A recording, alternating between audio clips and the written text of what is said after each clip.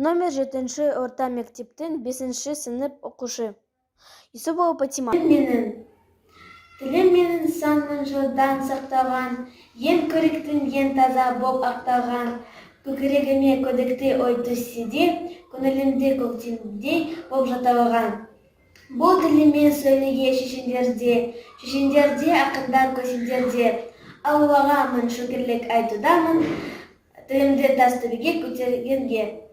Анамын сүтімен дарыған тіл, әкемін құтымен дарыған тіл. Аллах жағында жаңғыруда қазақ тілі, әлемде әйгілі болып танылған тіл. Менің әжем, нар әжем, көп жасаған кәрі әжем, алғанда мен үшін сөйгені дәрі әжем.